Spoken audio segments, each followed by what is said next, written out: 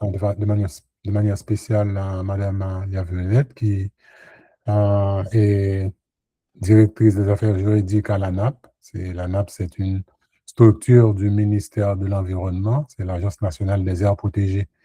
Et maintenant, cette séance d'approfondissement de connaissances, comme nous l'appelons à l'IERA, donc c'est un peu pour aider les étudiants en patrimoine et tourisme, que ce soit ceux de la deuxième, troisième ou quatrième année, à faire connaissance avec les différentes et certaines des entités de l'État qui sont importants, il est important qu'ils les connaissent, afin de pouvoir mieux aborder leur futur professionnel, d'activité professionnelle au terme de leur parcours à l'IA ISERS et au-delà.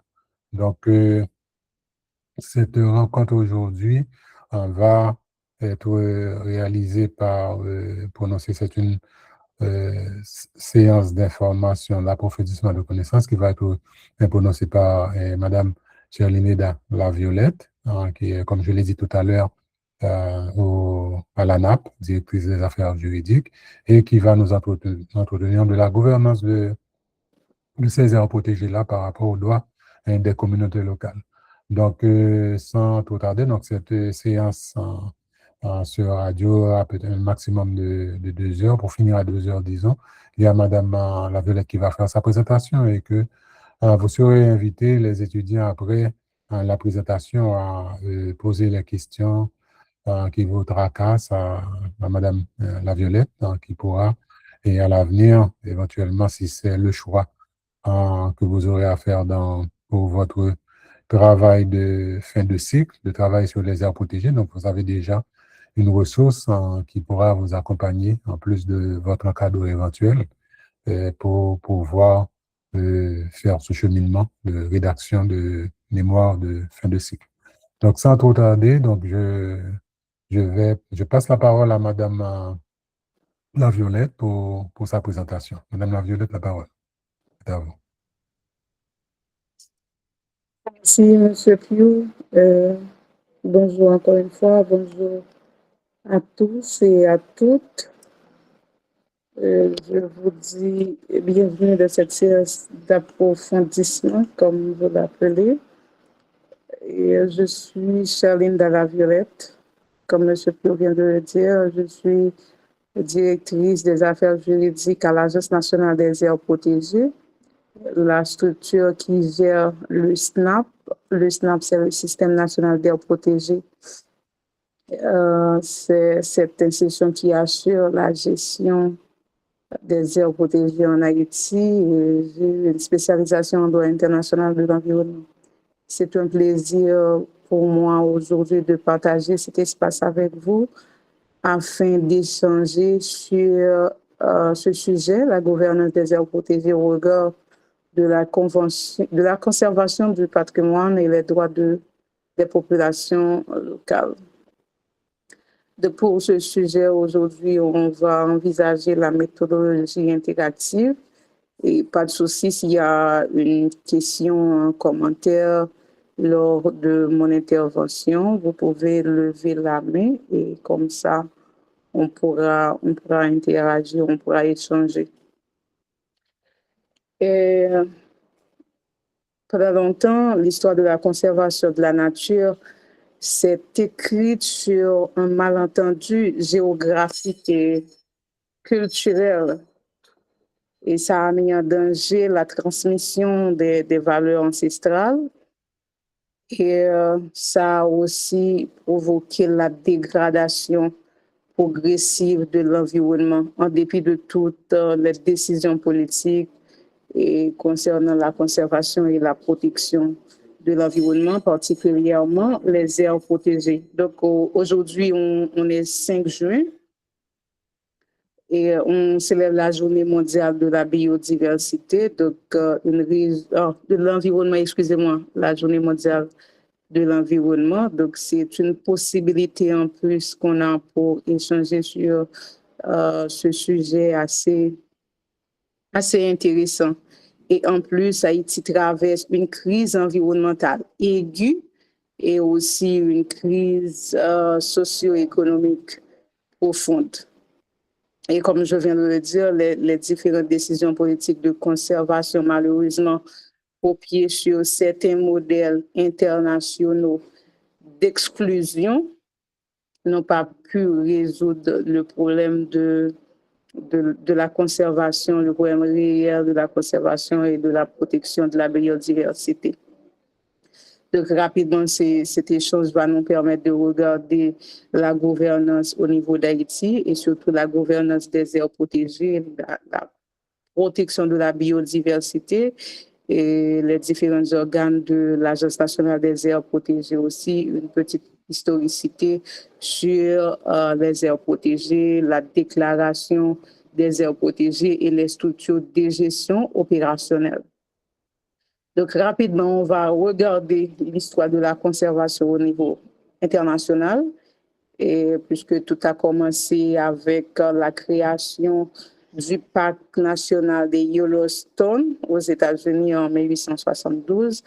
Et cette déclaration qui avait pour objectif de protéger la nature vierge et sauvage. Et malheureusement, on avait exclu la population, on avait chassé les populations amérindiennes qui y vivaient. Et pour construire ce joyau, malheureusement, sans les êtres humains, c'était un peu difficile par rapport aux différents constats et leçons apprises au fil du temps. Et aussi, ce modèle d'exclusion a été massivement exporté par les puissances coloniales européennes de l'époque, notamment en Afrique subsaharienne. On a exclu les êtres humains de la protection de certains espaces visant à protéger la nature. Donc, sous ce prétexte de protéger la grande faune contre les indigènes, les administrations coloniales ont créé d'immenses réserves de chasse et aussi des parcs nationaux, mais toujours avec l'exclusion de la population humaine qui y vivait. Donc, ce phénomène a été qualifié par l'historien Guillaume Blanc comme une sorte de colonialisme vert, puisque les populations locales ont été spoliées de leurs terres ancestrales et aussi ils ont été interdits de pâturage, de cueillette. Il n'y avait pas une forme d'exploitation prévue et contrôlée, mais il y avait l'exclusion totale. C'était au cours des années 1980 et 1990 que certains historiens ont démontré que les paysages sauvages étaient en réalité des paysages anthropisés. On ne peut pas les protéger en excluant les humains. On ne peut pas exclure les humains qui les entretenaient sous prétexte de les protéger. Et cela conduit malheureusement à la dégradation continue du patrimoine naturel et par essence un patrimoine culturel et immatériel. Donc rapidement, on traverse dans le cas d'Haïti et pour comprendre l'état de nos aires protégées en Haïti actuellement, on doit regarder aussi dans l'histoire de la conservation du patrimoine naturel. En 1926, on a eu la première déclaration des forêts nationales réservées dans l'objectif de protéger la nature. Donc, ça a commencé bien avant le droit international de l'environnement, puisqu'on avait en 1926 cette loi du 3 février 1926 qui a déclaré les forêts nationales réservées. Et depuis, toute une série de parcs nationaux ont été déclarés dans l'objectif de protéger la nature. Et lorsque l'État haïtien a commencé à légiférer sur la protection de la nature après au XXe siècle par rapport aux différentes décisions internationales sur la protection de la biodiversité, et d'autres parcs ont été créés. Mais ces parcs-là ont été créés sans consulter les familles paysannes qui vivaient et cultivaient ces terres depuis des générations. Donc, une perte du patrimoine ancestral. Et on a pu constater que malgré les différentes décisions politiques et juridiques, comme je viens de le dire, cela n'a pas empêché la dégradation continue de nos espaces naturels. Et face à l'échec social et parfois écologique même et de ce modèle exclusif, la gouvernance a évolué, tant au niveau mondial et en Haïti aussi, la gouvernance a évolué et on a pensé à intégrer la population dans la protection de l'environnement et on a pensé à impliquer de façon responsable la communauté locale, la population dans la protection et la gestion même des aires protégées. Donc, voilà, c'est un peu ça l'historicité concernant l'exclusion de la population dans la gestion et la protection de l'environnement et surtout en Haïti. Haïti a ratifié en 1997 la déclaration, la Convention sur la diversité biologique qui a été adoptée en 1992 et à partir de cette ratification en 2006, on a pu opérationnaliser cette décision internationale.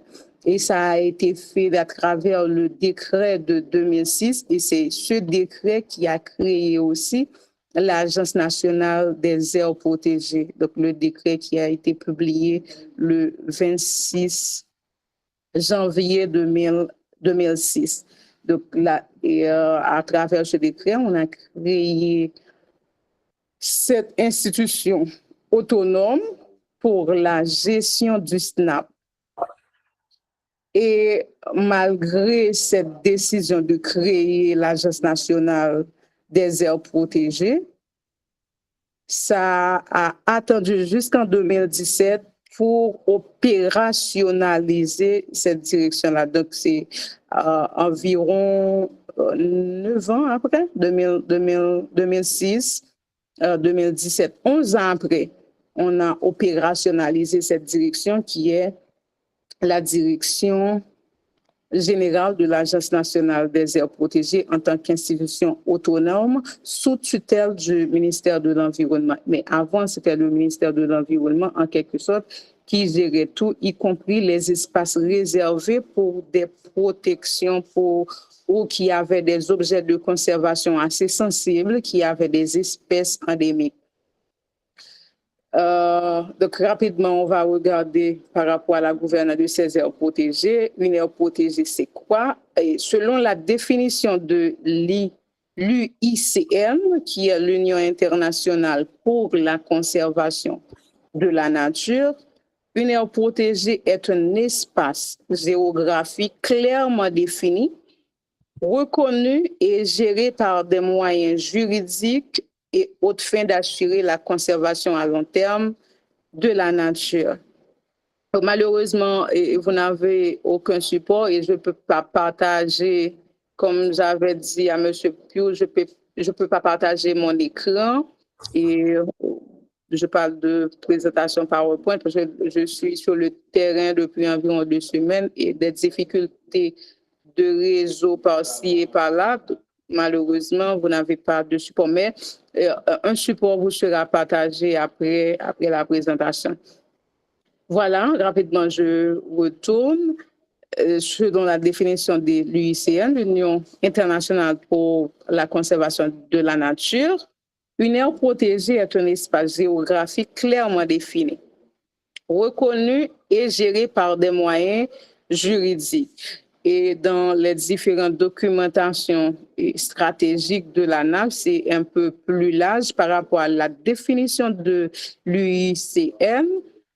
Une aire protégée est un territoire délimité, terrestre, côtier ou marin, dont les composantes présentent une valeur particulière et notamment biologique, naturelle, esthétique, morphologique, historique, culturelle ou culturelle et qui, de ce fait, dans l'intérêt général, nécessite une préservation contre tout effet de dégradation naturelle et contre toute intervention artificielle susceptible d'en altérer l'aspect, la composition et l'évolution. Et aussi, il faut préciser qu'en Haïti, les aires protégées peuvent être nationales, départementales ou municipales. Cependant, ils sont établis par la loi à travers des arrêtés. Donc, les aires protégées sont déclarées, même s'il y a un objet de conservation, mais si l'espace n'est pas déclaré, même s'il y a des espèces endémiques, si l'espace n'est pas déclaré, donc, dans ce cas, on ne peut pas parler d'aires protégées et ce n'est pas sous l'autorité de l'ANAP également. Donc, en gros, ce qu'il faut retenir, c'est que la mission première d'une aire protégée, c'est la protection du patrimoine naturel, bien que c'est un peu plus élargi à travers d'autres documentations stratégiques. Mais la mission première, la vocation même d'une aire protégée, c'est la protection du patrimoine naturel.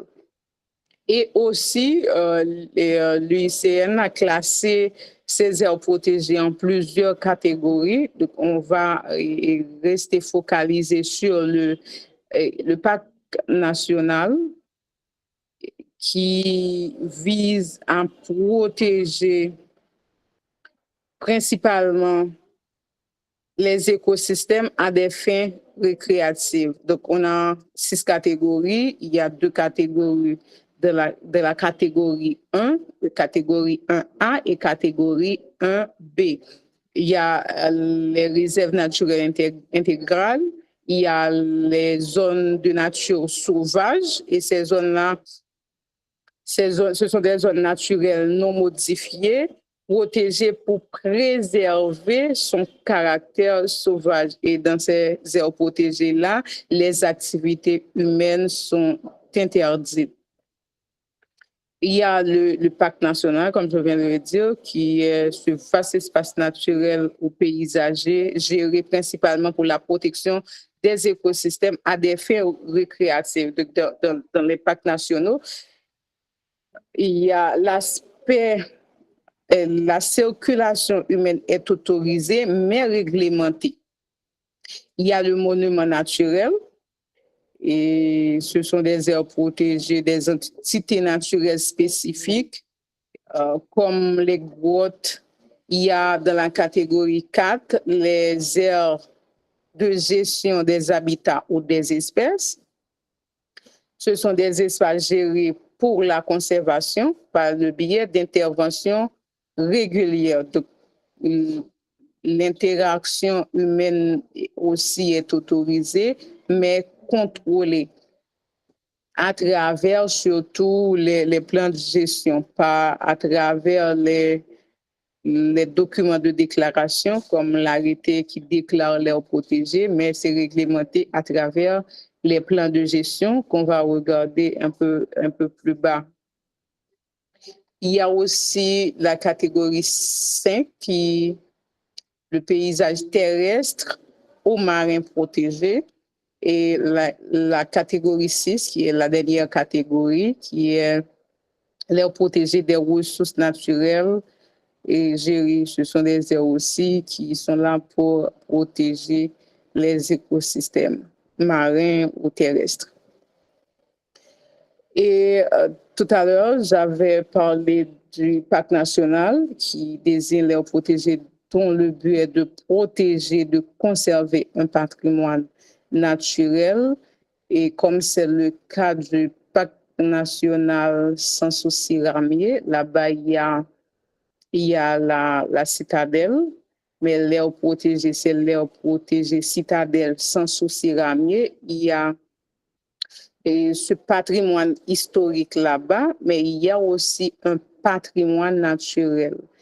Il y a le bâtiment, et comme on aime le dire, il y a le bâtiment, mais il y a aussi tout le paysage là-bas qui entoure le bâtiment dans le parc national et Citadelle sans souci ramier.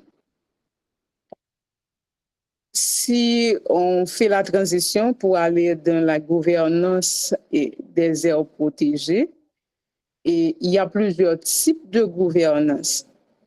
Il y a la gouvernance publique, et la gouvernance publique est assurée par l'État à travers soit un ministère, une direction générale, une agence.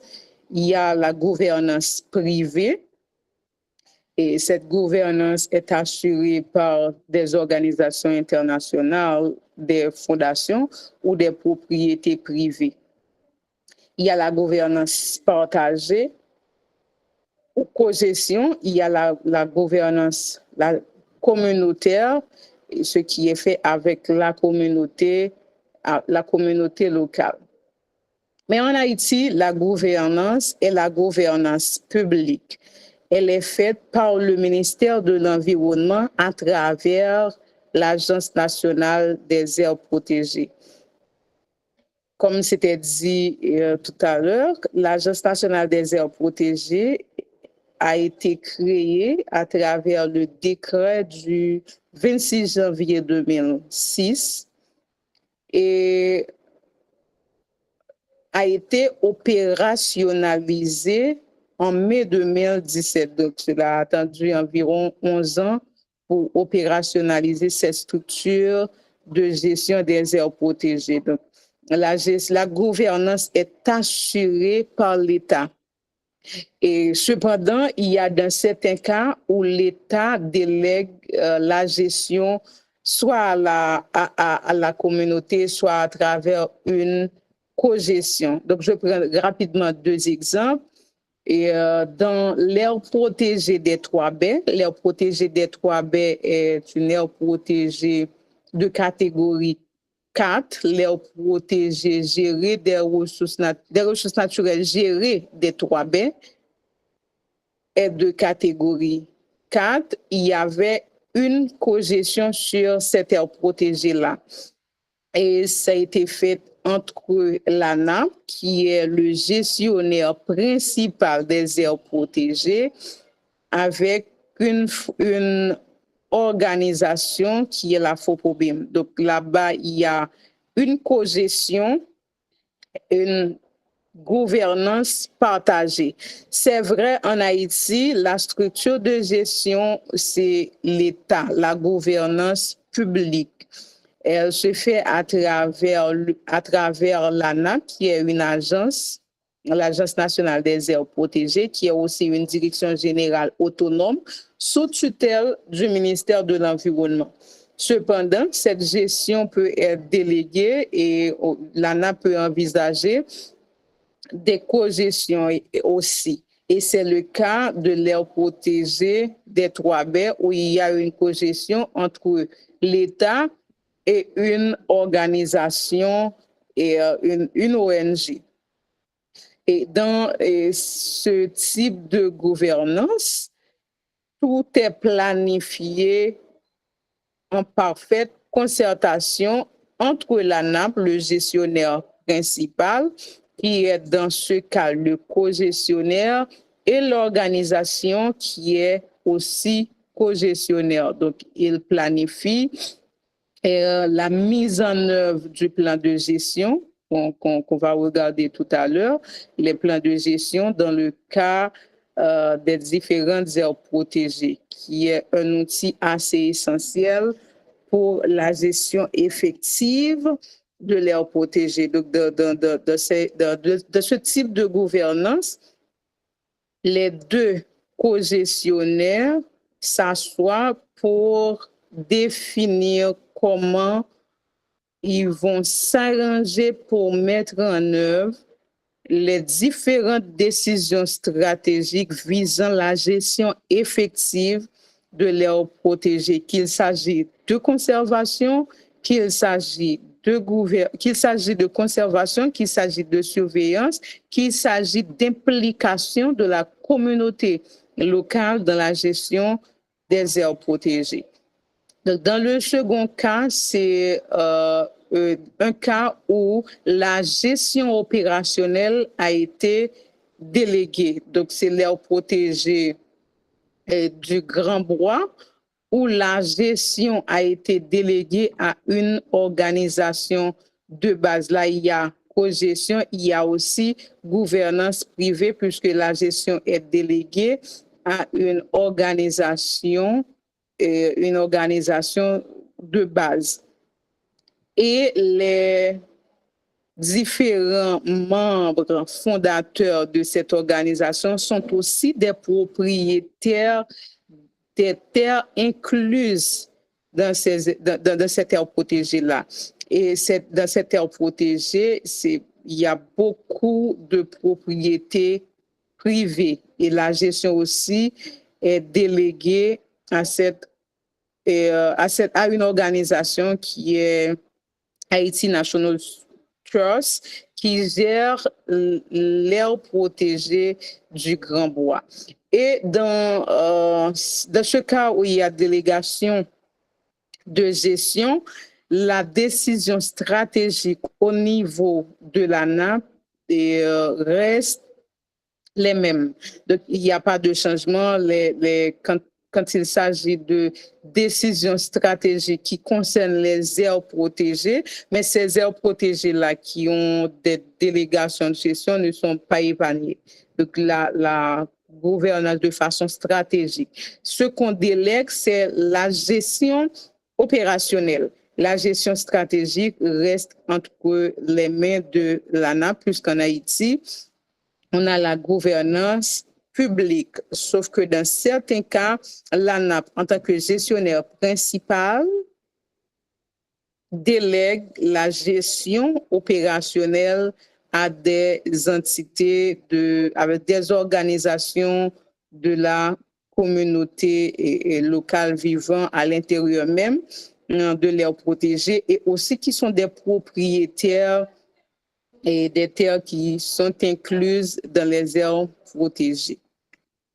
Donc, on a deux cas. Pour la gestion communautaire, il n'y a pas vraiment de cas en Haïti puisque c'est un peu nouveau. On est en train d'expérimenter l'implication réelle, l'implication de façon responsable de la communauté locale dans la gestion des aires protégées et afin de ne pas perdre les valeurs ancestrales et aussi avec cette implication de façon responsable, et on va avoir de bons résultats.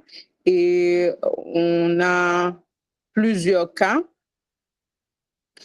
où des aires protégées qui ont l'implication de façon responsable de la communauté locale, on a de meilleurs résultats par rapport à d'autres aires protégées gérées au niveau national et à travers des unités de gestion qui sont opérationnelles. Et pour regarder rapidement les structures de gestion, l'ANAP ne peut pas être dans toutes les aires protégées. Je parle de la direction générale en même temps. Et pour cela, il y a les unités de gestion. Donc, c'est la structure au niveau de l'ANAP. Il y a les structures de gestion sur chaque aire protégée. Donc, chaque aire protégée a une unité de gestion. Et dans cette unité de gestion, il y a les différents cadres pour la conservation et pour la surveillance, puisque les deux piliers pour la gestion durable de l'aire protégée, ce sont conservation d'une part et surveillance d'autre part, afin d'avoir de bonne gestion ou de gestion réelle et durable. Comment l'ANAP implique la communauté locale dans la gestion des aires protégées. L'ANAP, pour impliquer la communauté locale dans la gestion des aires protégées, puisque ça n'a pas toujours été le cas, d'impliquer la population de la protection de l'environnement, et où il y avait au début une sorte d'exclusion de la communauté, de la population dans la gestion, mais ce sont des obligations étatiques puisque Haïti fait partie de certains, en fait, ratifie certains outils internationaux qui visent la protection de l'environnement, comme c'est le cas pour la Convention pour la diversité biologique. Donc, étant acteur, Haïti a pour obligation d'impliquer la communauté locale, pas seulement les informer, mais de les impliquer de façon responsable, la communauté locale dans la gestion des aires protégées. Et ça a été fait aussi avec l'émergence du droit international de l'environnement qui a provoqué un changement radical de l'exclusion à l'implication de façon responsable de la population dans la protection de la biodiversité et surtout de la gestion de l'environnement, dans la gestion des aires protégées. Et avant, la population était écartée, mais aujourd'hui, la population est acteur. Et comme je viens de le dire, c'est une obligation même d'impliquer la communauté locale dans la gestion des aires protégées. Et pour ce faire, l'ANAP a eu recours au CLA. Le CLA, c'est une structure qui est le comité local d'appui. Et à travers cette structure, la communauté locale est impliquée. Qu'il s'agisse des organisations de femmes, des organisations de jeunes, des organisations de planteurs, des organisations de pêcheurs, qu'il s'agisse des universités, des écoles, des collectivités territoriales. Donc, toutes ces entités-là font partie du CLA. Et ce CLA s'étend sur toutes les zones d'intervention ou toutes les zones de l'aire protégée. Par exemple, je prends le cas de l'aire protégée des Trois-Baies qui est sur 5 communes, 4 communes du département du Nord-Est et une commune du département du Nord. Eh bien, on a un CLA là-bas et il y a des représentants de tous les secteurs vivants de la zone, mais il y a aussi cette représentation de toutes les communes faisant partie de l'aire protégée.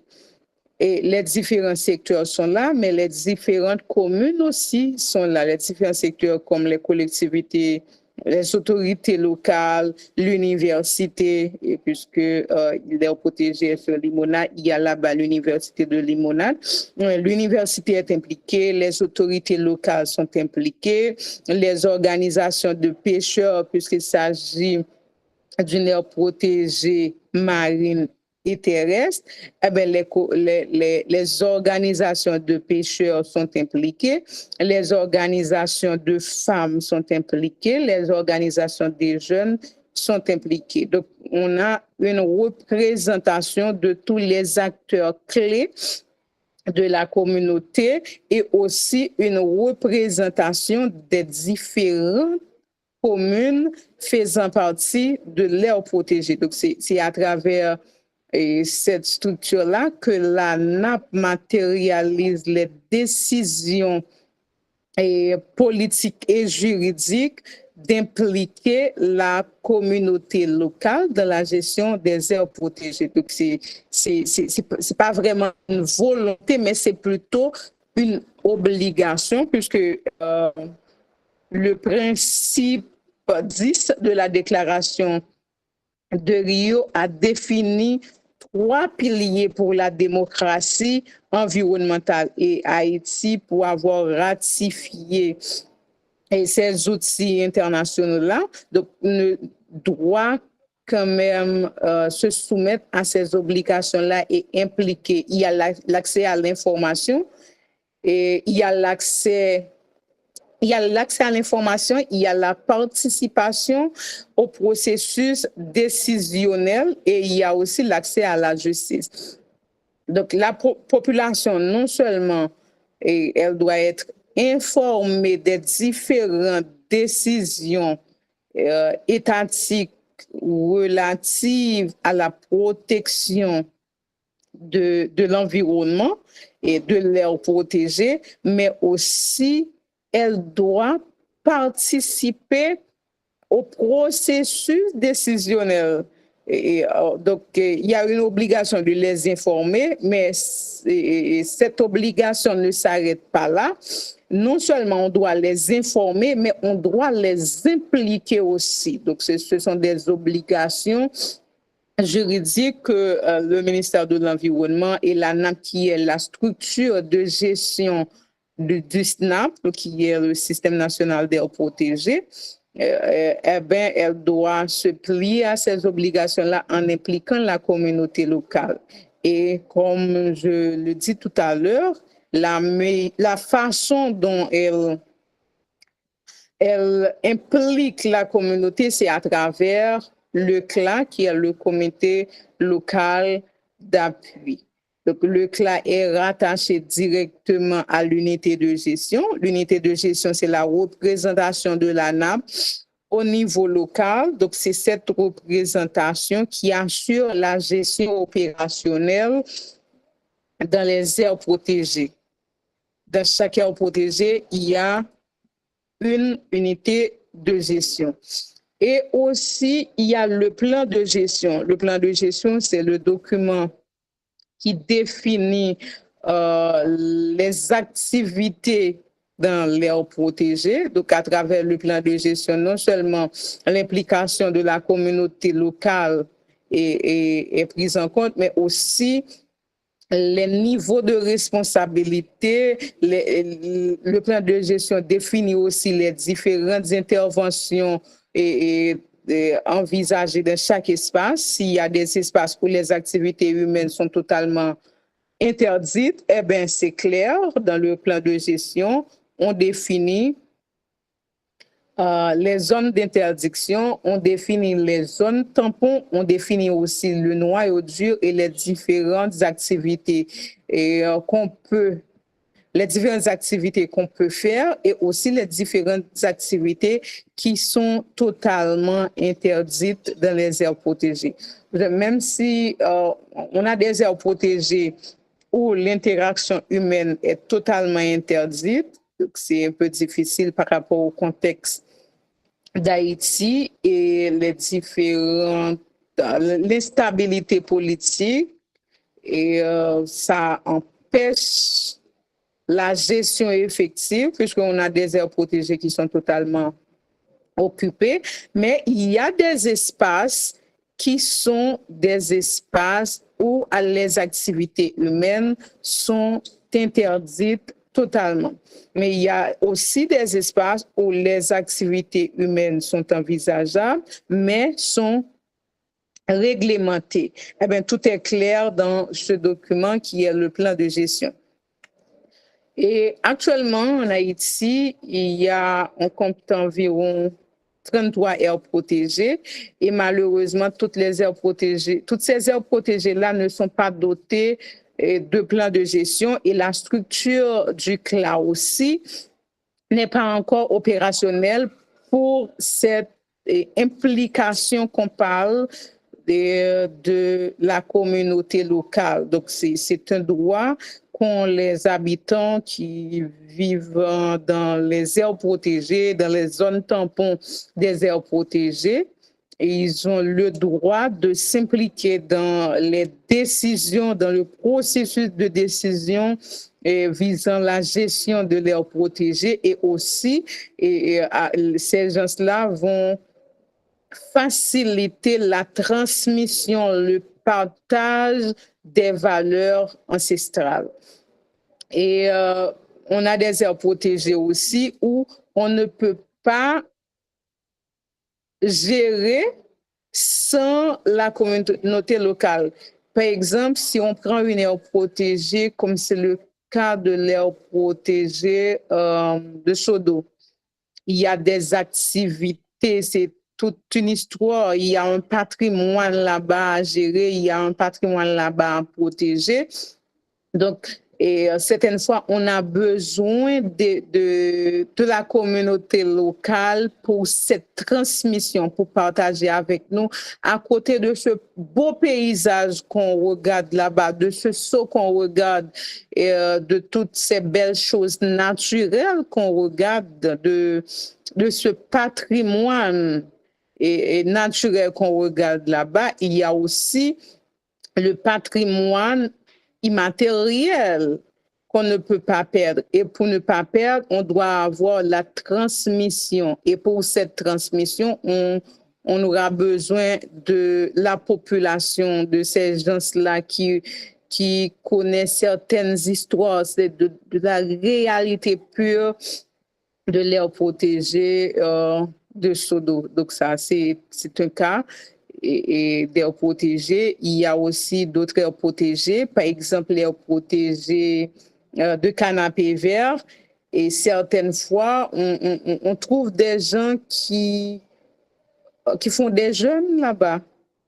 Ils sont planés, ils sont là, ils sont par terre, ils se disent être sur la montagne pour prier. Donc, deux réalités différentes, la réalité de Sodo et la réalité de canapé vert, où il y a des gens qui se planent avec des draps blancs pour prier. Donc, pour conserver ce patrimoine-là, on doit avoir l'implication de la communauté locale et c'est ce qui est fait à travers cette structure qui est le CLA, le comité local d'appui, qui est une obligation des différentes décisions internationales et nationales.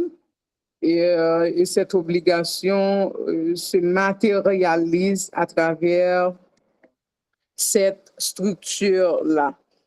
Et aussi, il y a des cas assez complexes, puisqu'on est là pour parler d'aires protégées, pour regarder ensemble non seulement la structure de gestion, mais les différentes aires protégées, puisque aujourd'hui, on compte 33 aires protégées et on ne va pas s'arrêter là, puisque l'objectif 30-30, c'est d'avoir 30% du territoire déclaré aires protégées.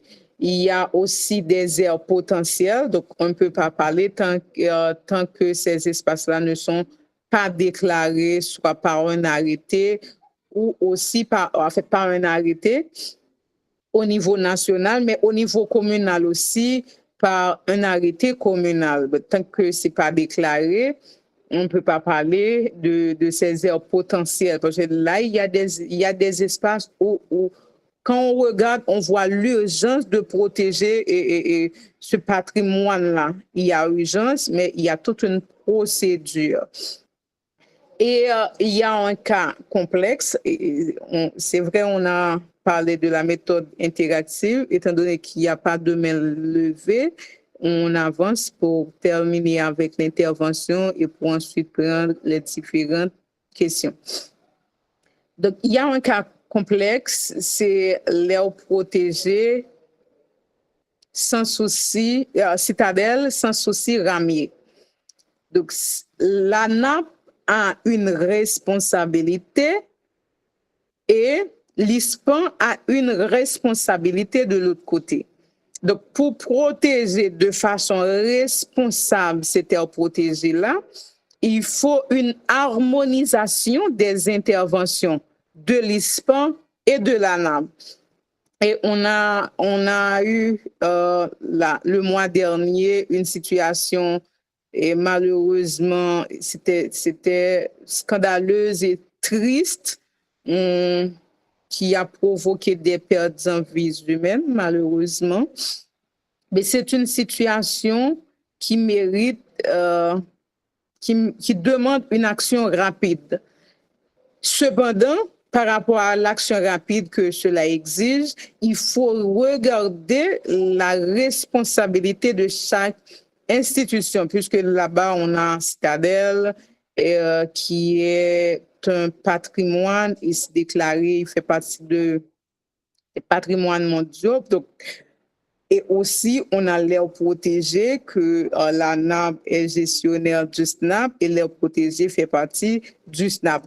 Rapidement, c'est comme une sorte de cogestion et pas très formelle puisqu'il n'y a pas un protocole qui définit, bien que dans le plan de gestion, c'est assez clair, mais de façon opérationnelle, et c'est pas encore fait. Donc, c'est pas encore fait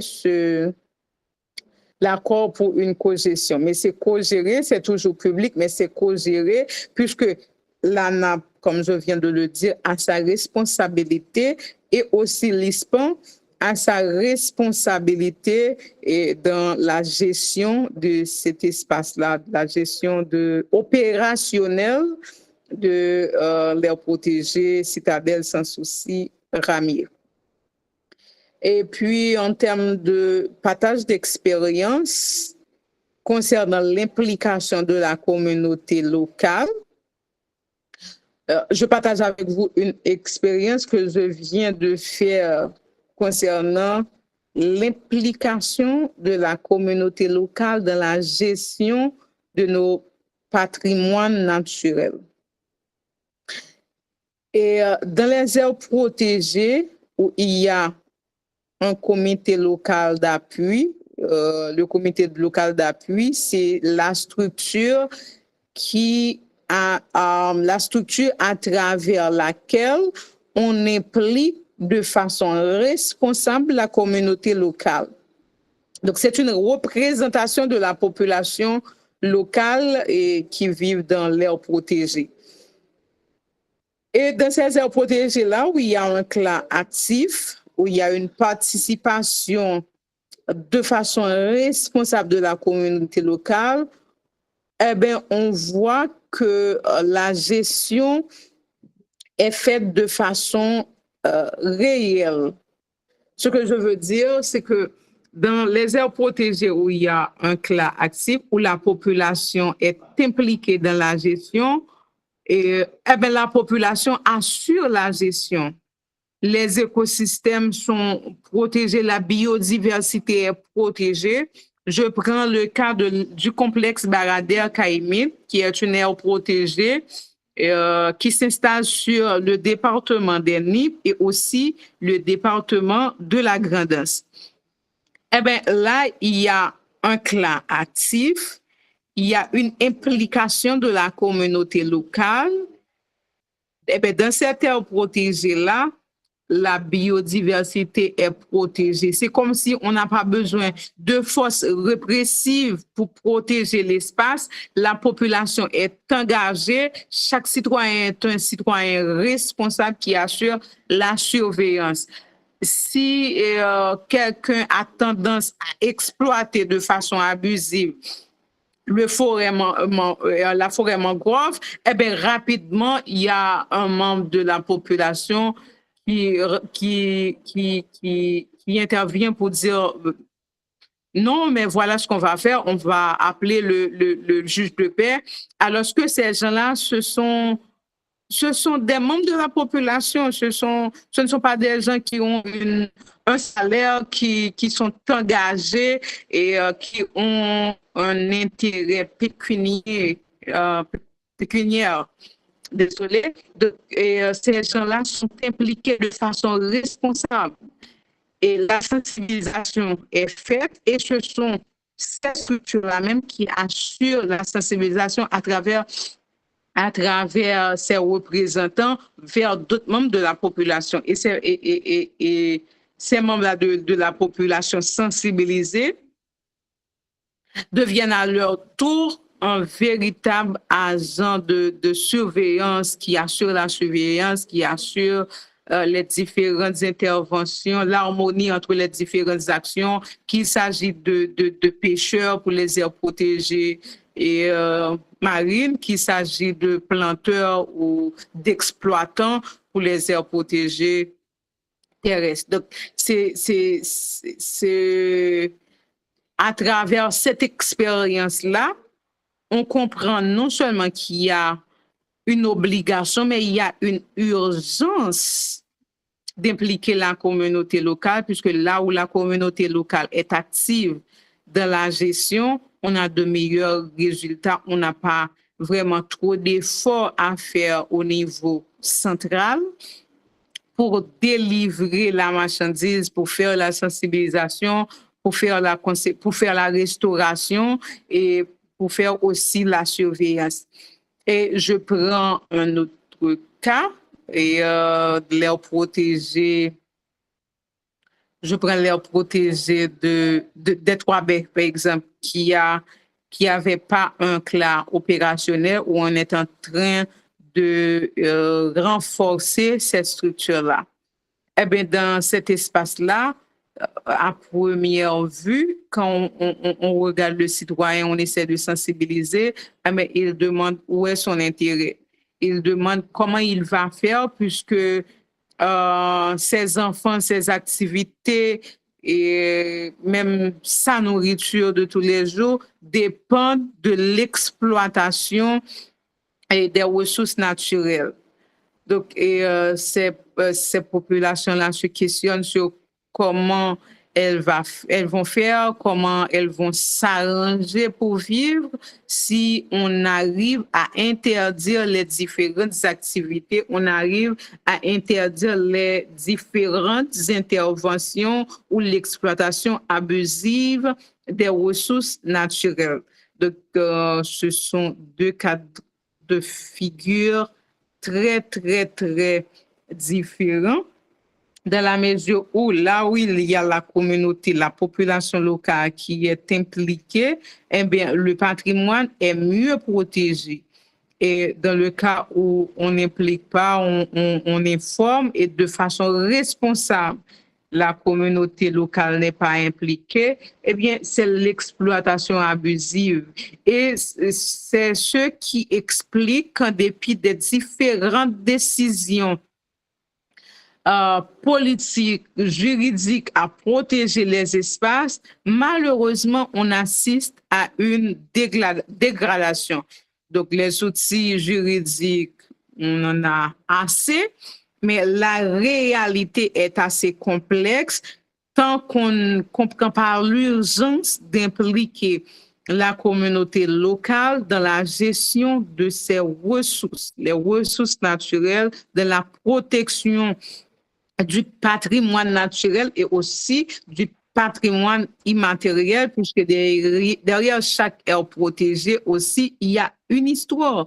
Il y a une histoire adaptée à notre réalité de peuple, adaptée à notre histoire en tant que descendants de nos ancêtres, de nos familles africaines.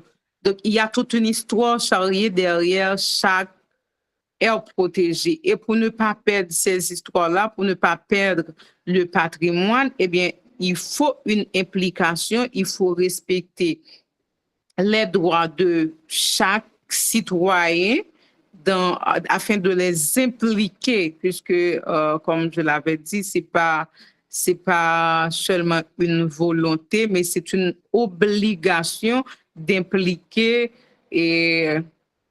la communauté locale dans la gestion des aires protégées, donc sous peine de violer leurs droits, de les empêcher d'exercer un droit et le droit de s'impliquer dans les décisions visant à protéger leur environnement, la biodiversité du pays, l'écosystème et tout. Donc voilà, ce sont des expériences acquises sur le terrain et que cela va permettre d'orienter les décisions stratégiques sur l'urgence d'impliquer la communautés locales dans la gestion des aires protégées. Pour rapidement reprendre sur les structures de gestion, l'unité de gestion assure la gestion opérationnelle au niveau de l'aire protégée. De chaque aire protégée, il y a l'unité de gestion et aussi un plan de gestion et l'implication de la communauté locale à travers le CLA. Et il y a un conflit qu'on gère de temps en temps, et c'est surtout dans les différentes aires protégées où on a des propriétés privées. Donc, le propriétaire a tendance à décider sur sa propriété, alors que c'est une sorte de servitude, puisque malgré le titre, mais l'espace fait partie d'une aire protégée. Et c'est une situation qu'on doit gérer pour éviter de perdre certains de nos acquis et pour éviter aussi de perdre, d'exposer le patrimoine.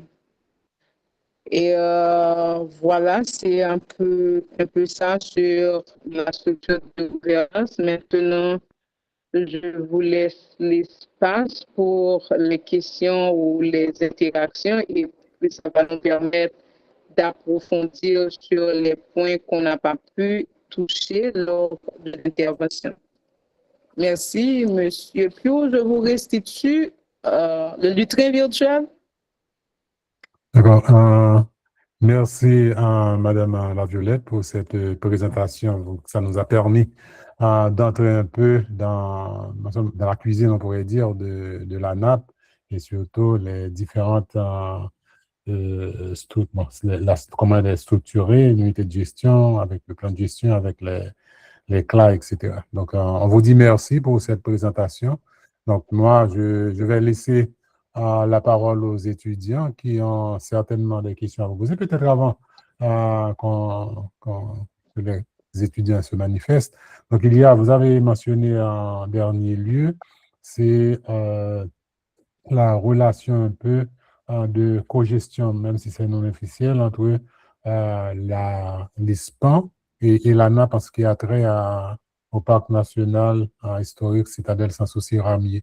Donc, ça, c'est assez intéressant dans un certain sens, mais aussi il y a, en plus de cette réalité-là de cogestion non formelle entre l'ISPAN et l'ANA, il y a la présence, comme vous l'avez mentionné dans d'autres cas, la présence, les types de propriétés que des particuliers, les droits de propriété que des particuliers ont sur le parc national historique. Est-ce qu'il est prévu d'établir à l'intérieur de ce partenariat non encore et cogestion non encore formalisée entre l'ISPAN et la NAP?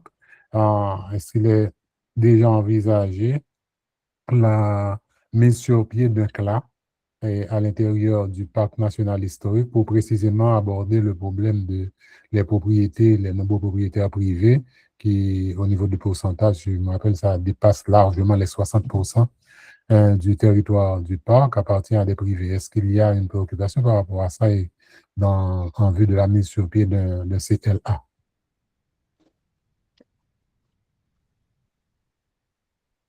Merci, M. Pio, pour cette question. Et, cela concerne directement l'aire protégée Citadelle Sans Souci Ramier. Et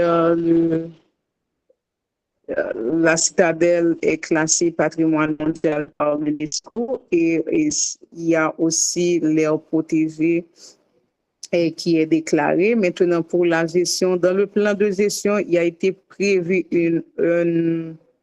un comité interministériel.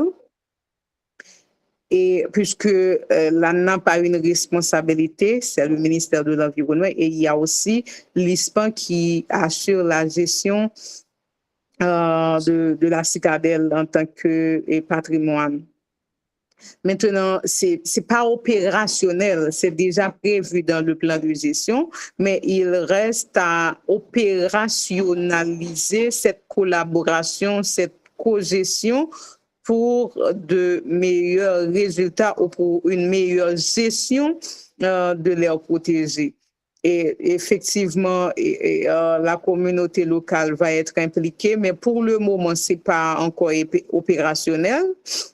Il n'y a pas encore de classe fonctionnelle puisque la structure de gestion même n'est pas encore opérationnelle et le comité local d'appui, l'implication de la communauté locale se fait aux côtés de la structure de gestion. Donc, s'il n'y a pas une structure de gestion qui va superviser l'implication de la communauté locale, même si c'est fait, ce n'est pas de façon formelle, donc tout cela doit être formalisé.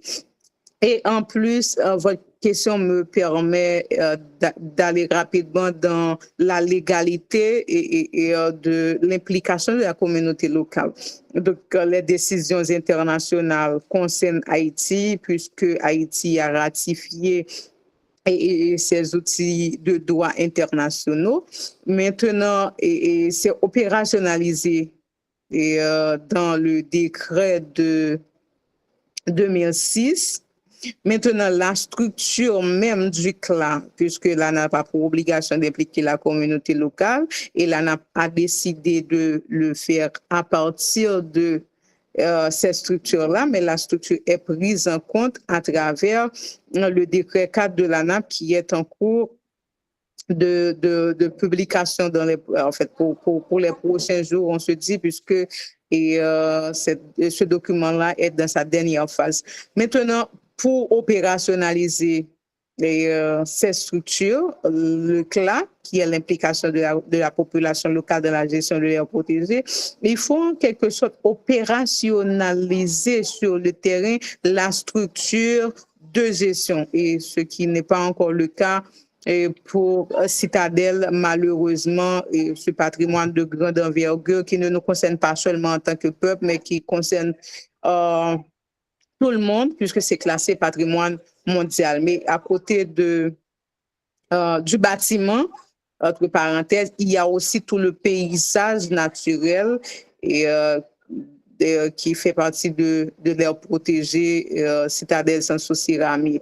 Donc, pour formaliser cette co-gestion qui est de façon automatique, l'ANAP et l'ISPAN ont intérêt à harmoniser les actions et à formaliser cette gestion, puisque chacun a leur responsabilité pour une gestion effective de cet espace-là.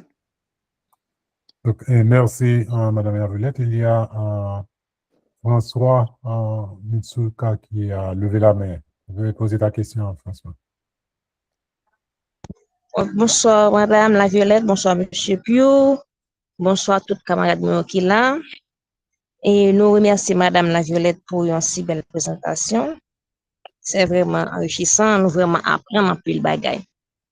Et question de Madame La Violette. Première question, c'est concernant air protégé. Et dans la présentation, elle a fait, elle dit que nous, maintenant, nous avons 33 aires protégées pour le moment. Mais nous avons connaître sous quels critères que nous chita pour nous déclarer un espace, c'est un aire protégé. Et puis, deuxième question, nous avons connaître est-ce que tout aire protégé vient automatiquement un patrimoine? Ou bien est-ce que tout patrimoine, c'est un aire protégé? Et puis, troisième question, moi, je connais, Madame La Violette, est-ce que un aire protégé capable de pas un aire protégé encore? Dans le sens que, il pas valorisé et il détruit, soit par communauté qui fait et déboisement, exemple, ou bien il y a une source qui était là, exemple, et Gantier, qui gagne une source. Est-ce que si source n'a pas venir là encore, ou bien tu as perdu et certains aspects qui dans la nature là, est-ce que air ça, il pas un air protégé encore, ou bien c'est critères qui dit que il pas un air protégé encore. D'accord, merci madame.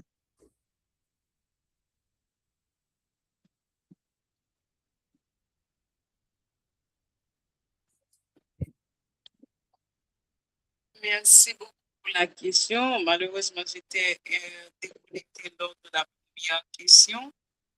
Je n'avais pas écouté la première question. Pour la deuxième question sur sur quoi on se base pour déclarer les aires protégées.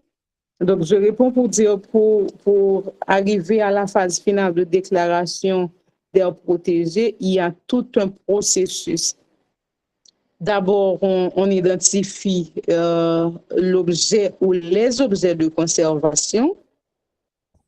Et ensuite, on informe les autorités compétentes, soit l'ANAP ou, comme j'avais dit, il y a des aires protégées nationales et aussi départementales et communales. Mais pour le moment, on a deux catégories de groupes, les aires protégées nationales et les aires protégées communales. Les aires protégées communales sont déclarées par arrêté communal pour un espace où il y a un objet de conservation ou des objets de conservation. Ou, par exemple, s'il y a des espèces endémiques dans une commune rapidement, la mairie, par arrêté communal, peut déclarer cet espace-là aire protégée pour protéger l'espèce endémique et en attendant les différents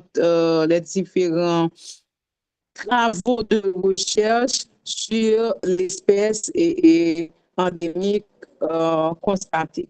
Maintenant, pour reprendre rapidement sur les aires protégées nationales, c'est tout un processus. On identifie l'objet de conservation ou les objets de conservation et on informe les autorités compétentes et puis il y a différents acteurs qui sont impliqués dans le processus. Désolé. Par exemple, il y a le CIAT, le Comité interministériel d'aménagement du territoire, qui est impliqué, et c'est aussi le CIAT qui assure la délimitation, parce que quand on déclare une aire protégée, c'est délimité. Pour le bornage, c'est après, et avec la nappe, qui va matérialiser cette délimitation. Mais c'est délimité par le CIAT. Donc, c'est tout un processus et les différentes recherches, puisque aussi à l'ANAP, il y a plusieurs directions, dont une direction de recherche scientifique. Donc, c'est à travers ce processus qu'on arrive à la demande de déclaration, puisque la phase finale, c'est la déclaration de l'aire protégée et c'est à l'ANAP d'écrire, demander la déclaration de telle aire protégée en fonction de tel ou tel objet de conservation et de son importance pour la protection de la nature, la protection de la biodiversité ou la protection d'un patrimoine historique aussi. Donc, voilà, c'est tout un processus. Et pour la troisième question, notez, c'est est-ce que tous les patrimoines naturels tous les aires protégées sont des patrimoines? Je peux dire oui, toutes les aires protégées sont des patrimoines, mais elles sont plutôt une catégorie bien définie qui est le patrimoine naturel. Et parce que la vocation première d'une aire protégée, c'est la protection du patrimoine naturel, c'est la protection de la nature. Et pour l'autre question, malheureusement, je n'avais pas pu noter. La dernière question était, est-ce que une aire protégée peut perdre son statut d'aire protégée en fonction des activités anthropiques ou bien de ce qui peut arriver? Vous pouvez reprendre pour moi? Non, la dernière question, c'était concernant les aires protégées. Est-ce qu'une aire protégée peut perdre son statut d'aire protégée en fonction soit des catastrophes, de de la disparition de l'objet de conservation, etc., est-ce que ça peut perdre ce statut-là? Oui, surtout pour le cas souligné. Oui, c'était ça la troisième question. En fait, pour le cas souligné dans le cas d'un source, si l'objet de conservation, ce qu'on voulait protéger, c'est la source, eh bien, oui, on peut dire que l'air protégé peut perdre son statut et qu'on n'a pas encore enregistré ce cas en Haïti où on a une aire protégée et puis par rapport à l'objet ou les objets de conservation, on n'a plus cette aire protégée. Donc, ce n'est pas encore enregistré dans notre cas, mais si un objet perd son statut protégé.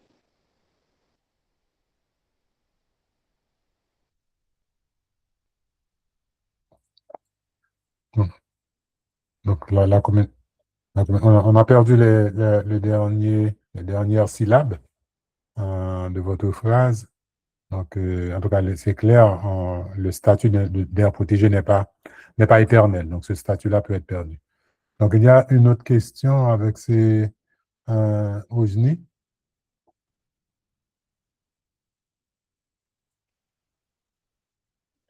Vous n'avez pas entendu? Donc, c'était les dernières syllabes de votre conclusion qu'on n'avait pas entendu. La communication était un peu branlante, là.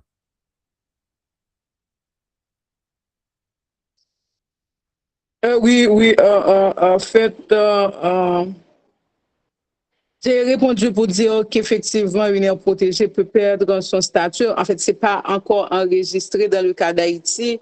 Et puis, il y a aussi le cas où l'État peut déclasser un espace qui a été déclaré aire protégée. Je prends par exemple, il y a dans l'aire protégée des Trois-Bains, il y a le parc industriel de Caracol.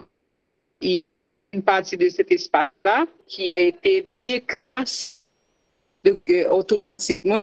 Cette partie de l'espace-là ne fait plus partie de l'aire protégée. Donc, il y a plusieurs raisons où une aire protégée peut perdre son statut de protégé, mais ce n'est pas de façon globale l'aire protégée. Donc, ce n'est pas encore enregistré dans le cas d'Haïti. Voilà, c'était un peu ça. D'accord, merci. Donc, il y a deux autres mains levées. Il y a Fodji Kenley. Allez-y, puis il y a professeur Beauchamp qui est avec nous aussi, qu'on salue. Et après, Fodji Kenley, donc professeur Beauchamp pourra intervenir. D'accord, monsieur Pio. Bonsoir à toutes, tous et bonsoir Madame La Violette. Bon, ma question porte sur l'incident qui s'est passé récemment produit à la citadelle Henri. Je pense que c'est une question très pertinente. Comme vous l'avez bien dit, l'ANAP a une responsabilité partagée. En dehors de cette responsabilité partagée ou encore cette collaboration interministérielle, j'aimerais mieux comprendre le rôle ou encore la responsabilité de l'ANAP dans la gestion, la protection de ce parc. Ou encore, je peux dire que c'est quoi le mécanisme, voilà.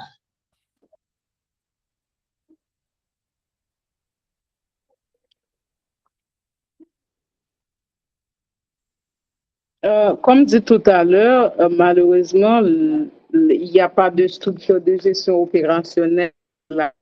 Et malheureusement, et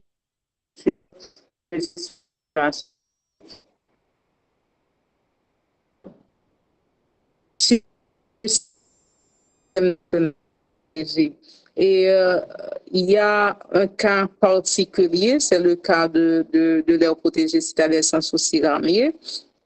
Mais en tant que gestionnaire du SNAP, l'ANAP a une responsabilité aux côtés de l'ISPAN dans la gestion de cette aire protégée qui est un peu par rapport aux autres aires protégées.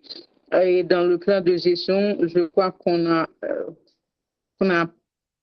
créé une structure de gestion interministérielle. Donc, puisque c'est la NAP sous la tutelle du ministère de l'Environnement, c'est le ministère de l'Environnement à travers la NAP, et puis il y a les communes locales là-bas et tout ça. Mais la NAP c'est de sa responsabilité de gestion du SNAP a une responsabilité. Ce n'est pas encore défini pour une gestion claire et responsable. Et peut-être c'est ça le souci, puisqu'on n'a pas de gestion opérationnelle, d'unité de gestion ou de structure de gestion opérationnelle là-bas. Mais les responsabilités doivent être clairement définies entre la NAP et l'ISPAN. Je crois que c'était en 2018, comme ça, il y avait un responsable de PAC pour la NAP qui était là-bas pour assurer la gestion et la responsabilité par rapport à la responsabilité de la NAP dans cet sujet. Mais après, pour le moment, il n'y a pas de structure de gestion là-bas, mais la responsabilité de la NAP, c'est par rapport à son obligation de gérer le SNAP, qui est le Système national d'air protégé, et aussi là-bas a été déclaré air protégé et fait partie du SNAP aussi. Donc, il y a la responsabilité de la NAP, surtout en ce qui a trait à la gestion du patrimoine naturel qui se trouve là-bas. Mais de l'autre côté, il y a l'ISPAN qui gère le patrimoine historique, et pour une meilleure gestion, il faut harmoniser les interventions, puisque ce sont des entités de l'État, toutes les deux sont des institutions publiques, et ils doivent harmoniser les actions pour une gestion opérationnelle et durable de l'air protégé citadelle sans souci ramier. Donc, merci, Madame Laviolette. Donc, on a le professeur Beauchamp qui a la main levée. Bonsoir à tout le monde, professeur Pio, et moi, salut aussi intervenante là. J'ai étudié un étudiant qui t'a fait une très belle intervention. Par rapport à ça, qui est pour étudiants, vous posez déjà comme question, et deux thèmes qui attirent l'attention, moi, par exemple, déclassement de air protégé qui pas une air protégé encore. Et ça, pour moi, retourner en boucle avec question gestion. Donc, nous allons retourner sur critères. Qui critères y est pour définir, pour capable dire tel espace, que ça soit l'état, un espace historique ou bien un littoral, un espace, quel qu'en soit espace là, que nous pensons qui mérite protection, l'État. Donc, on parle de gestion au niveau national et non de gestion au niveau international. Donc, ça qui est un peu, pour moi, qui questionne toujours, c'est comment de l'institution au niveau national capable de définir propres critères pour classer ou pour désigner un espace comme un aire protégé, c'est même institution d'État ça qui dit en fonction de tels critères qui pas respectés, n'a déclassé aire protégé. Donc ça vient demander pour reposer de questions qui est assez secondaire. Là que espace a fin délimité, au fin classé comme de aire protégée, qui est-ce que ces municipalités, bon, généralement, sous plan parc national historique, il n'est pas seulement sur une seule commune, il y a deux ou peut-être même trois communes, et si on prend parc national historique des Matins, il n'est pas trouvé sur une seule commune, il aller même au-delà de l'autre département. Donc, question, bon, tu as parlé de gestion partagée, peut-être oui, mais est-ce que c'est au niveau municipalité qui gagne mission pour gérer l'espace ça yo, pour protéger l'espace là, ça dépend de qui espace que nous avons parlé, et qui accompagnement que au niveau institution ça, porté par municipalité ça yo, l'on dit les cas formation, les cas ressources techniques, les cas ressources financières, quel qu'en soit ça lié, il y a qui porté par moun ça yo, en supposant ces municipalités qui étaient capables de gérer espace ça yo, pour faire de l'intervention, pour protéger, de police locale, je ne sais pas ce que vous voulez, pour capable pour espace ça capable toujours classé. Donc, espace ça, living déclassé, le fait que, supposant que c'est parce que, en supposant hypothèse n'a pas parlé, municipalité ça yo pas répondre à critères malgré ressources que l'État haïtien ou à travers institution ça yo te pote bayo et que yo même va faire. Donc, c'est juste pour trouver la pertinence, question de classement, parce que donc c'est pas une institution internationale qui classe, c'est même nous-mêmes encore l'État, puisqu'on dit air protégé. Déjà, on parle de air protégé. Donc, comment il y a un espace capable de venir air protégé pour le déclasser après.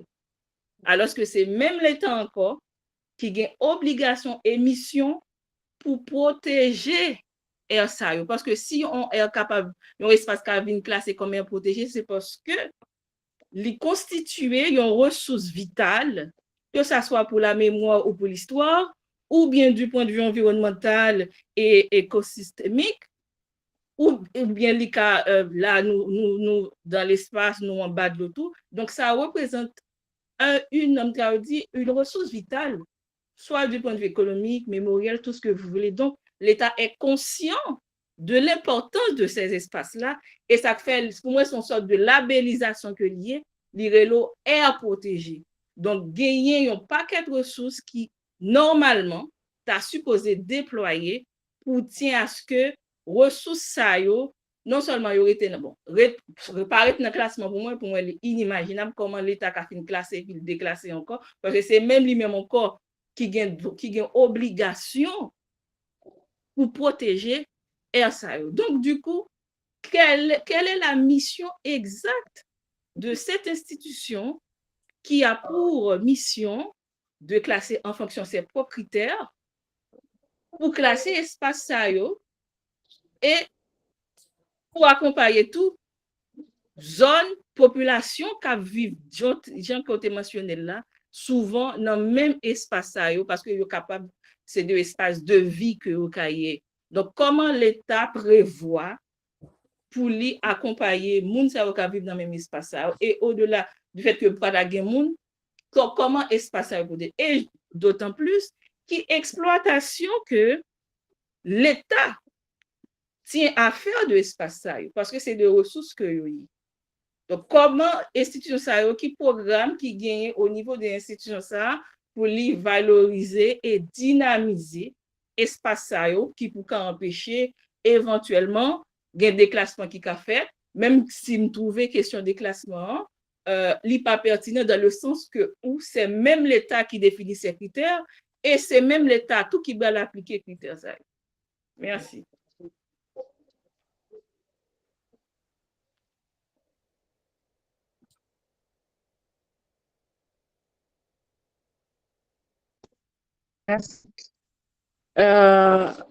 Merci pour cette question.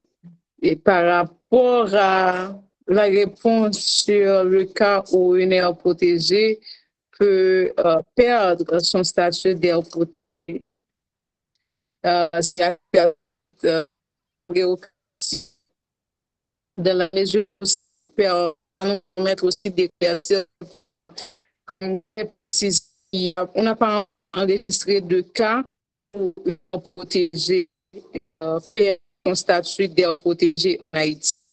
On n'a pas enregistré de cas qui vont. C'est possible, c'est possible. Mais en ce qui a trait au déclassement, et ce qui n'arrive pas souvent d'ailleurs pour le déclassement, et il faut préciser, c'est pas la même voie qu'on doit faire le déclassement.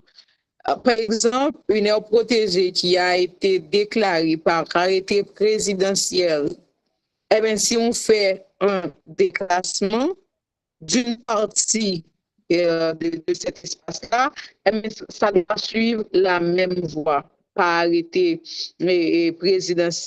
par arrêté présidentiel pour abroger l'arrêté initial sur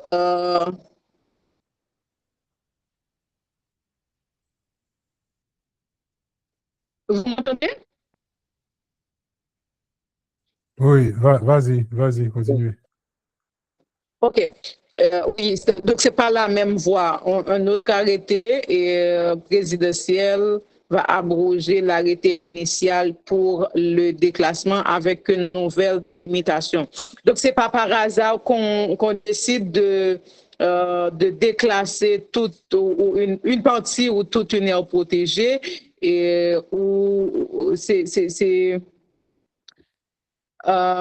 impossible aussi à ce qu'une aire protégée déclarée et puis la collectivité ou la mairie ou une autorité locale déclasse une partie de cette aire protégée-là. Non, c'est pas la même voie. Et ce qui n'arrive pas souvent, c'est que rarement, et pour les aires protégées déclarées, on n'a pas encore enregistré de cas où on a une aire protégée déclarée qui a suivi tout un processus pour la déclaration. Et puis, on décide un matin que cette aire protégée n'est plus aire protégée. Donc, on doit s'expliquer, on doit donner des explications sur le pourquoi et où sont les objets de conservation identifiés et pourquoi ce n'est plus pertinent de protéger cet espace. Donc, toute une série d'interrogations. Mais on n'a pas enregistré, je le redis, on n'a pas encore enregistré de cas en Haïti. Et pour les collectivités, ce sont à travers le CLA, comme précisé tout à l'heure, que les collectivités sont impliquées. Et en Haïti, pour le moment, pour les aires protégées nationales, on n'a pas expérimenté la gestion communautaire et la gestion faite seulement par la communauté. On a deux cas de délégation, comme l'exemple donné sur l'aire protégée du Grand Bois. La gestion opérationnelle est déléguée à une organisation. Et en Haïti, ce qu'il faut aussi retenir, on a la gouvernance publique. Donc, il y a des cas où le gestionnaire délègue l'opération, surtout l'opération opérationnelle sur le terrain, à une organisation. Mais même s'il y a la gestion déléguée, il y a toujours l'implication de la communauté locale à travers le CLA. C'est une décision stratégique d'impliquer la communauté locale, qu'il s'agit de gestion, de co-gestion, qu'il s'agit de gestion déléguée. Et là, n'importe quel gestionnaire principal, elle peut avoir des cas de co-gestion. Je viens de donner un cas de co-gestion, mais aussi elle peut déléguer la gestion opérationnelle. Mais pour cette préoccupation concernant le déclassement, ou concernant le statut d'aire protégée qui est en danger, non, il n'y a pas cette préoccupation à se faire, puisque ce sont des cas qui arrivent assez rarement et pour le moment, on n'a pas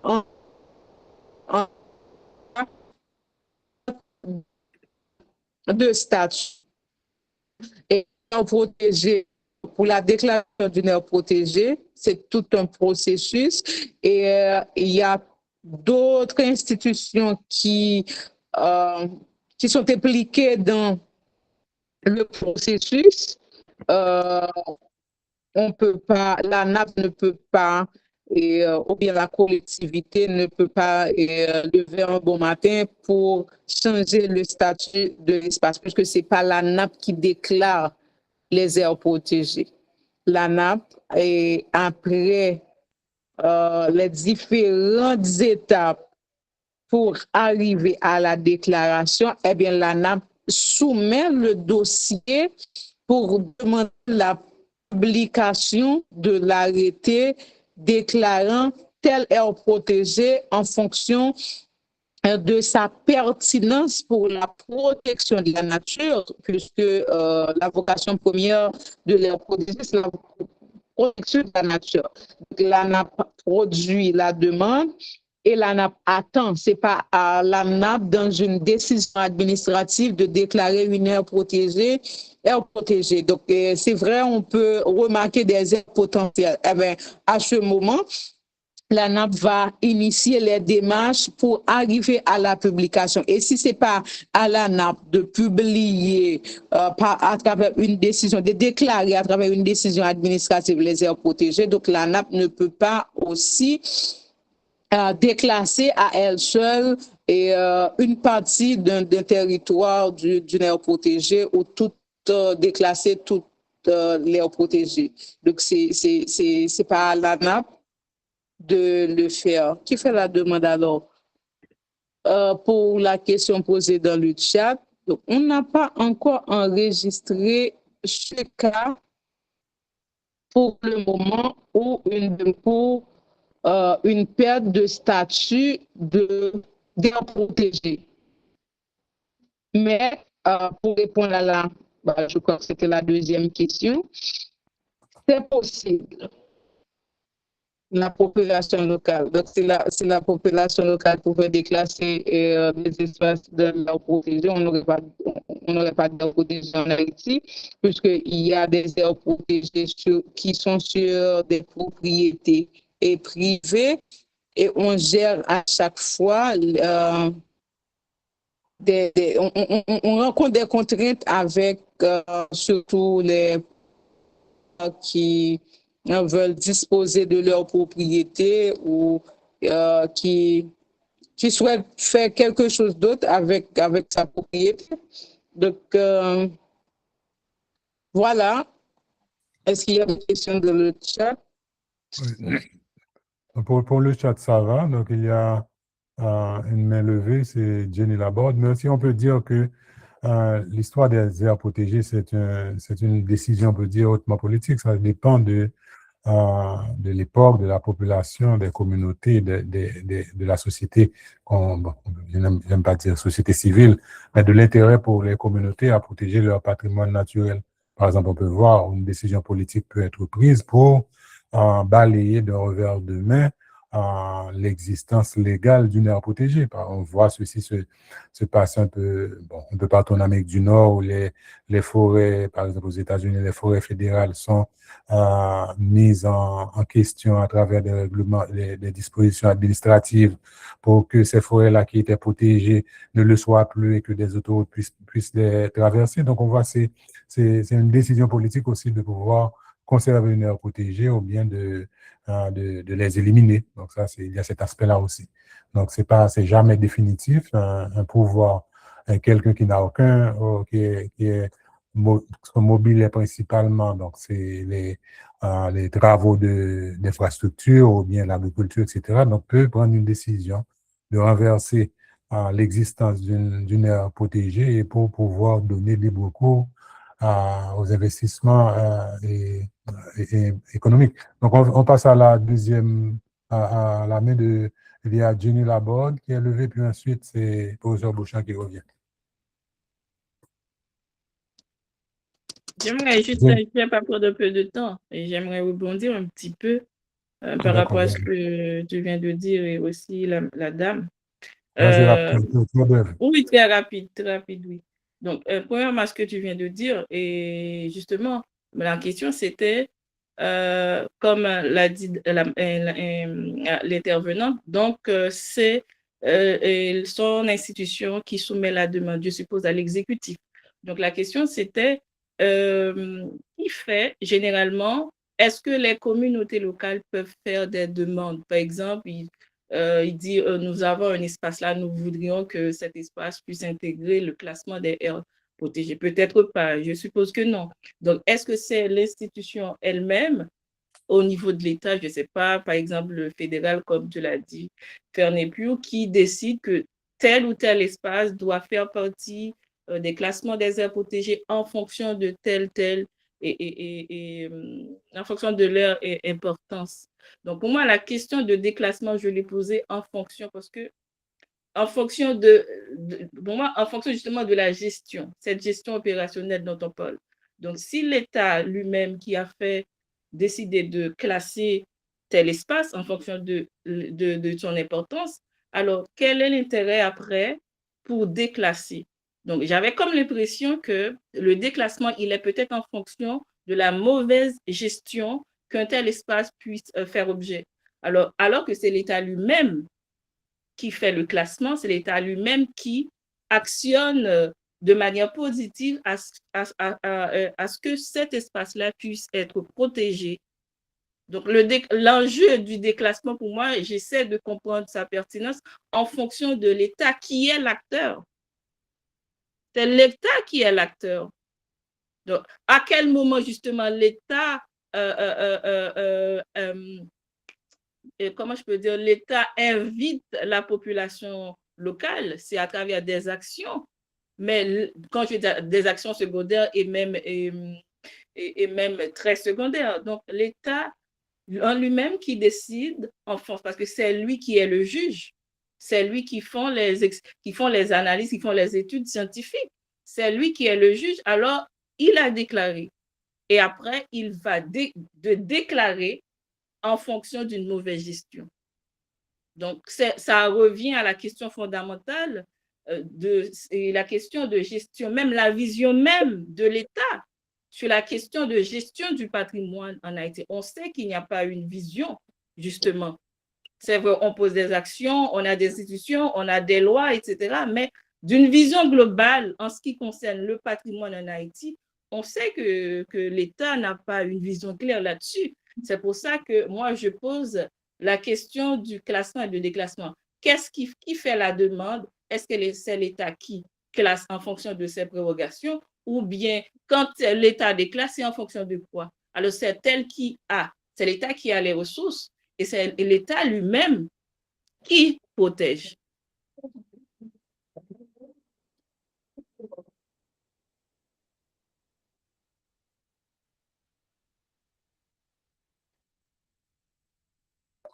Vous avez une réaction, Madame Laviolette?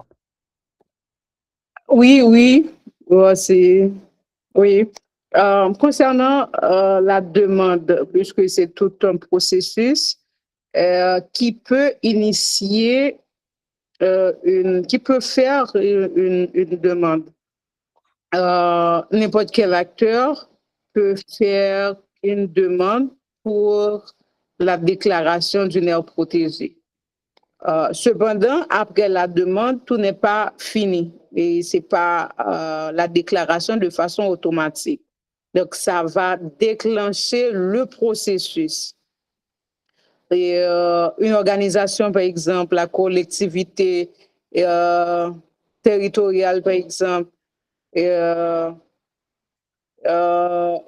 n'importe quel acteur, en fait, peut identifier ou s'il peut justifier la raison de sa demande par rapport à des espèces endémiques, par rapport à un patrimoine naturel, par rapport, en fait, une justification assez claire servant de base pour approfondir les recherches. Donc, le processus est initié et l'ANAP assure le suivi auprès des différentes institutions impliquées dans le processus pour enfin arriver à la dernière phase qui est la phase de publication de l'arrêté déclarant tel espace air protégé avec une délimitation sur les différents espaces et aussi la superficie, tout ça. Donc, c'est n'importe quel acteur peut initier la démarche, peut faire la demande auprès de l'ANAP, auprès du ministère de l'Environnement et à ce moment, le ministère de l'Environnement, puisque l'ANAP est la direction générale autonome qui assure la gestion, le ministère de l'Environnement, le secteur, eh bien, va venir vers l'ANAP qui est ce secteur qui gère et cet aspect-là de l'environnement pour arriver à la dernière phase, pour suivre le processus et pour assurer le suivi dans les différentes phases de la procédure de déclaration d'une aire protégée. Maintenant, pour le déclassement, heureusement, on n'a pas enregistré des cas de déclassement de façon formelle. Pour le pic que j'avais souligné, en fait, c'était depuis au début, on n'a pas encore même publié le rapport sur la délimitation de l'aire protégée, ce qui est fait en 2014, l'aire protégée des 3 baies. Donc, on n'a pas enregistré de façon formelle, à moins qu'on parle de déclassement de fait, fait par la communauté locale dans la mesure où la communauté locale, la population locale ou les habitants qui sont à l'intérieur des aires protégées utilisent certains espaces faisant partie de l'aire protégée pour des activités d'agriculture, par exemple. Donc, dans ce cas, on ne parle pas, ce n'est pas un déclassement. Donc, ces gens-là qui habitent l'aire protégée utilisent l'aire protégée pour faire leurs propres activités. Donc, dans ce cas, l'autorité de gestion peut intervenir soit pour limiter, soit pour contrôler voilà, donc il n'y a pas de déclassement, c'est ça l'essentiel. On n'a pas enregistré des cas où on a un arrêté et puis on a un autre arrêté pour abroger l'arrêté initial concernant les espaces inclus dans les aires protégées. Donc, heureusement, on n'a pas ce cas, donc on n'a pas à faire de soucis sur comment déclasser, qui va déclasser, parce que actuellement, on n'a pas encore enregistré de cas de perte de statut d'aire protégée en Haïti. Et pour la déclaration, n'importe quel acteur peut faire la demande afin d'initier la procédure de démarche pour la déclaration en fonction d'un constat des espèces endémiques, du paysage, une source par exemple, une zone humide, et puis on le trouve exposé, on peut faire la demande, et puis les différentes recherches scientifiques vont confirmer la pertinence pour déclarer cet espace air protégé. D'accord, Voilà. merci Madame la Violette. Donc il y a Jenny Laborde qui a la main levée, la question. Donc il est moins 10 là, à peu près, donc on va bientôt terminer. Et probablement il n'y a pas d'autres mains levées, on accueille la question de Jenny. Merci, Monsieur Pio. Et bonsoir Madame la Violette, bonsoir à tous les étudiants. Question par moi, c'est comme nous connaissons la réalité haïtienne, et activité commerciale surtout, bien activité économique, yo repose en pile sur ressources naturelles, surtout dans zone reculée, ressources naturelles, c'est eux même et communauté utilisées pour subvenir à besoins économiques. Comment ANAP ou bien CLA, comment ils accompagner la population qui vit dans la localité pour toujours sauvegarder et protéger ça de façon à ce que la population toujours réponde avec besoins économiques. cette activité de dommage à la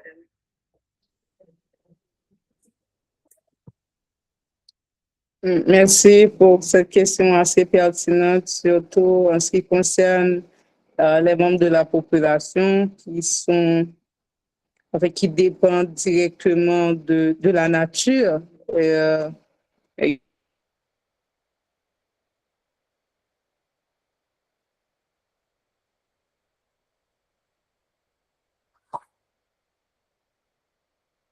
dans les protégés Baradère Caïmite et il y a des associations, des gens qui dépendaient directement de l'exploitation des ressources naturelles. Eh ben, ils s'étaient regroupés en associations et ces associations ont reçu des formations, ont reçu des matériels adaptés pour l'apiculture. Et actuellement, ces gens-là se versent dans l'apiculture. Donc, effectivement, il faut les limiter, il faut empêcher l'exploitation abusive, mais de l'autre côté aussi, il faut penser à d'autres activités et surtout des activités génératrices de revenus afin de donner une possibilité à ces familles-là de nourrir leurs enfants, de continuer à les envoyer à l'école, de poursuivre à leurs activités, mais sans trop de pression, sans trop de pression sur les ressources naturelles, sur les protégés. Et on a fait l'expérience et ça a marché. Et aussi, on a des gens, par exemple, on a reçu des témoignages sur des gens qui avaient des activités d'exploitation sur les ressources, sur la biodiversité et qui avaient de très, très grandes conséquences sur les protégés et qui sont actuellement des agents sensibilisateurs. Et ils font partie du CLA. Et puis, ils sensibilisent d'autres gens de la communauté à ne pas abuser, à ne pas exploiter de façon abusive les ressources. Et aussi, il faut souligner qu'il y a des aires protégées où les interventions urbaines sont autorisées, mais réglementées. Et cependant, il y a aussi des aires protégées où les activités humaines sont totalement interdites. Maintenant, pour les aires protégées où les activités humaines sont autorisées, et c'est le plus souvent le cas où on a des interventions abusives, des exploitations abusives sur les ressources, eh bien, on donne des activités, des possibilités pour avoir d'autres activités alternatives afin d'éviter l'abus sur les écosystèmes. Voilà.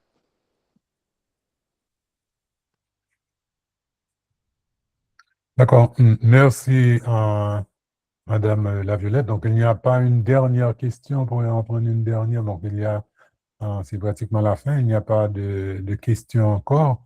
Donc, je profite encore une fois pour remercier Madame Laviolette d'avoir accepté de présenter pour les étudiants de l'IRA ISERS cette conférence qui leur a donné l'opportunité de mieux connaître une entité de l'État qui est en lien quelque part avec la formation qui est donnée à l'IRA ISERS, au département patrimoine et tourisme. Donc, encore une fois, on remercie les étudiants qui ont, malgré les problèmes d'Internet probablement que certains d'entre vous avez eu à faire face, donc vous avez été là pour participer à cette conférence d'approfondissement de connaissances et nous disons ensemble un gros merci à Madame Laviolette. Donc, la collaboration entre le département de patrimoine et tourisme de l'IRA ISERS est quand même ouverte à d'autres institutions. Bon, surtout, on remercie encore une fois Madame Laviolette d'avoir été la première de ces institutions de l'État à venir partager avec nous, à mettre à la disposition des étudiants l'information, une mine d'informations qu'ils pourront à loisir aller consulter à l'adresse à travers Madame Laviolette à l'ANAP. Madame Laviolette, encore une fois, est responsable de la direction juridique de l'ANAP, des affaires juridiques de l'ANAP. On dit encore merci à Madame La Violette et on continuera les échanges sur d'autres thématiques avec d'autres entités de l'État. Et encore une fois, merci au nom de l'IRA, merci au nom de tous les étudiants qui sont là. Merci. Merci beaucoup, Monsieur Pio. Merci beaucoup pour l'invitation. Ça a été vraiment un plaisir, un honneur de partager avec vous. Et je remercie aussi les étudiants de l'IRA pour cette interaction, pour leur participation active. Donc, on ne peut pas séparer la nature de la culture, en Haïti surtout. Et je reste disponible et on va continuer avec la collaboration dans la mesure du possible. Et pour vous aussi qui êtes intéressés à la question d'air protégé, question de protection de biodiversité, je reste disponible pour partager avec vous les informations nécessaires. Et donc, pour le support, je le partagerai avec M. Pio qui partagera avec vous en retour. Donc vraiment, ça a été un plaisir. Je félicite la qualité. Madame La Violette, Oui? Avant de terminer, donc vous permettez que j'interagisse? Oui, c'est Peggy Jacques, et directeur des marines protégées à Saint-Louis du Sud. Oui. Allez-y, Donc, rapidement. 3 minutes. Oui, donc c'est juste pour dire, donc déjà à partir de cette première intervention, donc ce sera très intéressant que des étudiants s'intéressent à des sujets de mémoire sur les aires protégées qui est en lien avec le tourisme. Donc comme ça, donc je pense que les portes de l'ANAP seront toujours ouvertes pour leur permettre d'implémenter ces différents sujets-là. Donc c'est ça juste que je voulais ajouter par rapport à votre intervention. Merci J'en profite pour vous dire merci à M. Pio a bien noté et M. Pio, vous avez bien noté. On a avec nous le responsable de l'aire protégée à Saint-Louis du Sud, une aire marine. Donc, je salue sa présence aussi. Je ne savais pas que tu étais là et directeur Peggy. En tout cas, on a démarré avec cette collaboration. L'ANAP reste disponible et les aires protégées sont disponibles pour vos recherches et pour approfondir vos connaissances aussi sur les aires protégées et la réalité en Haïti, le droit de l'environnement, le droit international, ce qui est fait pour le cas d'Haïti et comment fixer les deux. Et voilà. Donc, D'autant que les aires protégées, c'est une thématique nouvelle, donc ce serait très intéressant donc de les approfondir davantage à travers les différents sujets ou bien les mémoires que des étudiants donc pourraient s'intéresser à ça. Non, tout à fait, on est totalement ouvert. Donc peut-être pour aires protégées marines, peut-être on pourra avoir un intérêt à faire quelque chose de particulier parce qu'Haïti est pays côtier, donc 1500, 1300 de linéaires de côte. Donc peut-être on sera intéressé pour les étudiants en patrimoine et tourisme à pouvoir mieux connaître cette partie-là du territoire ici. Effectivement, surtout que il y a l'objectif 30-30, donc on devait avoir 30% du territoire donc qui devait être déclaré comme aire protégée. Donc déjà pour les aires marines protégées, donc on est à 8%. Donc je veux dire, donc il y a encore beaucoup de travail à faire donc pour pouvoir arriver à ça et permettre une meilleure conservation de la biodiversité en ce sens. Tout à fait.